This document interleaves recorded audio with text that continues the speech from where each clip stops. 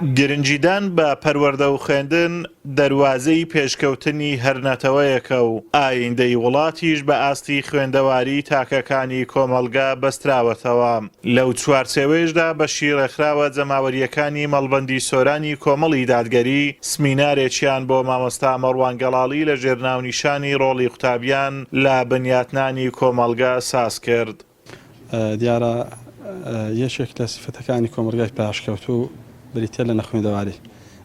لە کۆمەلگاشدا قوتابیان کەسینێکی ڕۆشنبیر و پێگەیشت و تێگەیشتوونە بە تاکید بەپێ ئەو باگراوندە علمی کە هەیەە کاریگەری زۆریان هەیە لەسەر کۆمەلگای خۆیان لە ڕووی هۆشارکردنەوەی تاک لە ڕووی پێگەاندنی تاک لە ڕووی پەروەردەکردنیان و لە ڕووی ڕۆشنبیری ئاینی و سەقافی و کۆمەڵایەتی و هەتا ئابووری و سیاسی و مێژوویش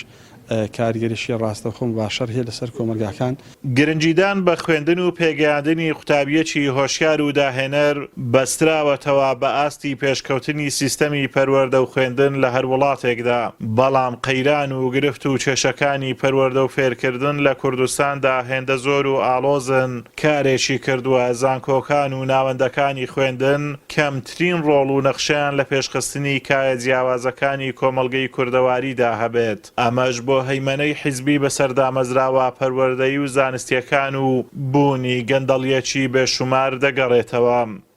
ئەمە وەکو قوتابیان یان وەکو سێکتەری پەروەردە لە هەرێمی کوردستاندا حکوومەت بە پێی پێویست نەیتوانیوە بە ڕۆڵی خۆی هەستێ بەوەی کە بتوانێ بەرە بە ئەو توانە و ئەو تاقەی گەنج هەیەی پەرەی پێ بدات و بتوانێت بە باشترین شێوە خزمەت بە کۆمەلگەدا بکە بۆی کە پرۆژیان بۆ دابین بکە. طبیعی ئەگەر ئەمە تەماشای دەوروبەری خۆمان بکەین، یعنی چەندین وڵاتن هەیە کە لەگەڵ ئەو ئەزمونەی کە کوردستان دەستی پێکردی ئەوانش دەستیان پێکردیا، بەڵام لەبەر ئەوەی ئەوان پلانێکی باشیان هەبووە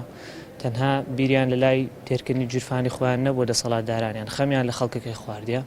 هەرزوو دەستیان بە پلانەکانی تواناسازی و ناردنی گەنجەکانیان کردێ لە بۆ دەرەوەی وڵات لە بۆەوەی فێر بن و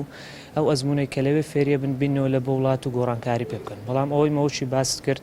یعنی زیاتر هەر لە تێرکردنی جیرفانی خۆیان بوون و هیچ خەمەچیان لەو گەنجانە لەو قوتابیانە نەخواردیە کە سیستەمەکی باشی پەروەردەییان لە بۆ دابنێن و گرنجیان پێ بدەن. لە هەرێمی کوردستان و لە سایسی ساڵ دەستەڵاتی حیزبە حکومڕانەکان هاوشێوەی لایەنی ئابووری و کارجێڕی و سیاسی و ڕۆشنبیری و کۆمەڵایەتی کۆمەلگا کەرتی پەروەردە و فێرکردنیش گیرۆدەی قۆڕخکاری و تێکدان و بەلاڕێدابردن بووەتەوە و لە ئێستاشدا هەنگاوەکانی حکوومەت و حیزبەکانی دەستەڵات بەو ئاراستەیەن کە بواری پەروەردە و فێرکردن لە خزمەتگوزاریەکی گشتیەوە بۆ کەرتی تایبەت و بازاڕێک بۆ کۆکردن نەوەی قازانج و سەرمایە بۆ ژمارەیەک بەرپرس و بنەماڵەی سیاسی بگوازنەوە.